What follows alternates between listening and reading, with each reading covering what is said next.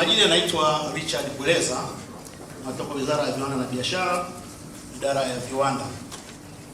Kwa nitawapitisha kwenye ile wasilisho letu fupi kwa ajili ya kupata uelewa, na mwisho wa siku tutajadiliana kwa pamoja ili kuweza kufika mwafaka wa masuala yetu haya.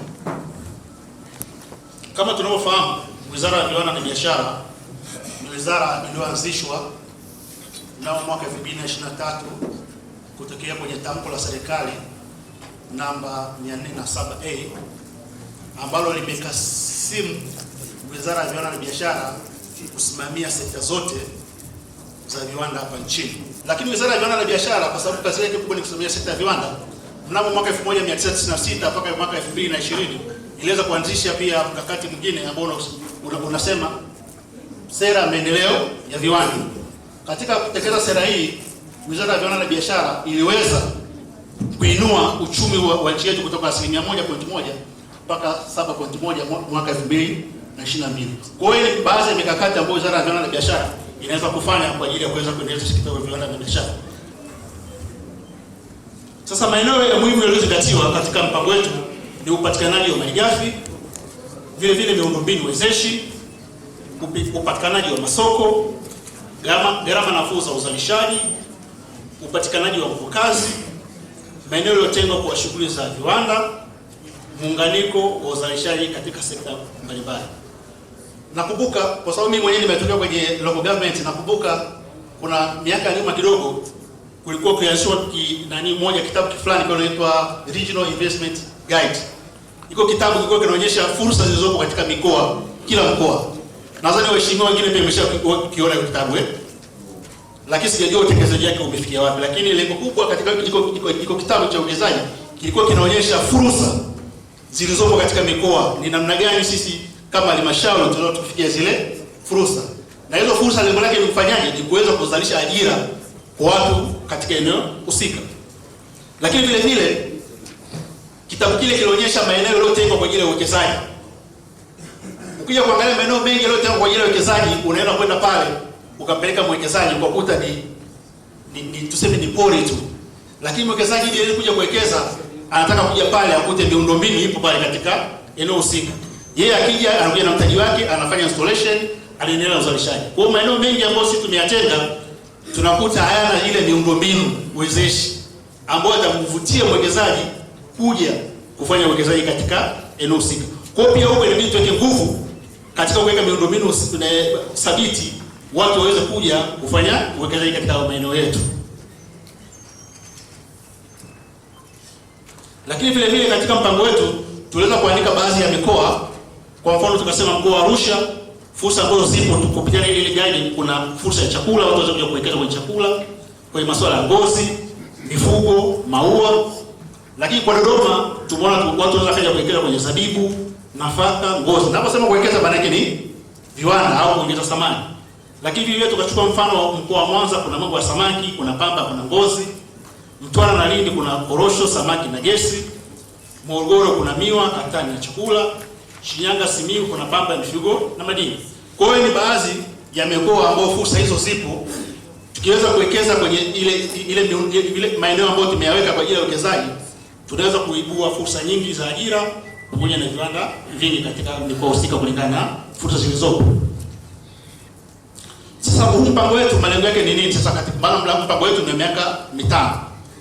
Baada ya kufika 2030 kutakuwa kuna kuanzisha au kufungua kuendeleza viwanda 948, kuzalisha ajira zaidi ya milioni 6.5, kuongeza matumizi ya malighafi za ndani, kupunguza upotevu wa mazao ya kuvunwa, na vile kuongeza mchango wa viwanda katika pato la taifa kufikia 10%. Kwa hiyo ndo malengo yetu katika mpango wetu wa viwanda. Nafasi ya serikali za mitaa. Nafasi ya serikali za mitaa ni kutenga maeneo ya uwekezaji ya viwanda, kwa sababu lengo letu ni kufufua ajira au kupata ajira kwa vijana. Kwa hiyo ni lazima tutenge ile maeneo. Kama tumetenga basi tuendeleze hayo maeneo. Kwa sababu ukitenga ni hatua moja, lakini kama hujaendeleza ni kitu kingine. Tunataka tutenge pamoja na kuwekeza katika eneo la viwanda, kuweka miundombinu mbalimbali. lakini kuendeleza miundombinu kama nilivyozungumza, kuratibu utoaji wa huduma za leseni na vibali, kwa sababu anakuja mwekezaji anataka vibali mbalimbali katika kuwekeza katika maeneo yetu. Kwa hiyo inabidi sisi kama halmashauri tuweze kuwezesha kurasimisha biashara ili iwe rahisi kwa mwekezaji kufanya biashara yake. Sio mwekezaji anakuja tunamwekea vikwazo vingi katika kuwekeza, maana mwisho wa siku hatuwezi kufungua viwanda vyetu au tuweze kuanzisha viwanda vipya kwa sababu tumekuwa na urasimu. Kwa hiyo tukitoa mambo ya urasimu katika masuala ya kutoa vibali na kufanya na kutoa leseni, inaweza kuwa ni rahisi. Mpango wetu wa miaka 5, mpango huu ni nyenzo muhimu katika kukuza uchumi wa viwanda nchini, tukitekeleza vizuri, lakini mafanikio yake yanategemea ushiriki wa serikali kuu, serikali za mitaa, sekta binafsi na wananchi. Serikali za mitaa zina nafasi ya msingi katika kuweka mazingira ya uwezeshi ya uwekezaji, uwajibikaji, usimamizi madhubuti katika utekelezaji wa masuala hayo. Kwa hiyo tukizingatia mambo haya yote, mwisho wa siku tunaweza kutoa ajira nyingi kwa vijana wetu katika maeneo yetu, lakini vile vile ni lazima tufocus kwenye masuala ya uzalishaji katika kongani. Kongani inachukua mnyororo mkubwa sana wa vijana katika kushirikiana kwenye masuala ya ajira. Mfano sasa hivi, mfano mrahisi ni masuala tuseme mafuta ya kula. Hapa nchini kwetu tuna gap la mafuta ya kula, si ndivyo? Kwa hiyo maana yake ukija kuangalia sasa hivi demand, yani mahitaji ya mafuta ya kula hapa nchini kwetu ni tani 732 kwa taarifa za sasa hivi, lakini ukiangalia uzalishaji wetu ndani ni 40% tu. Kwa 60% yote tuna import kutoka nje. Sasa ukiimport mafuta kutoka nje, maana yake una export ajira za vijana. Kwa hiyo sisi kama wizara au sisi kama nchi inabidi tuwekeze nguvu kubwa katika uzalishaji wa alizeti. Kuna nini kule Kigoma, kuna chikichi Kigoma kule. Tukiweza kuzalisha kwa kina au kwa kiasi kikubwa, mwisho wa siku ili gap letu la mafuta kula hapa nchini kutakuwa hamna.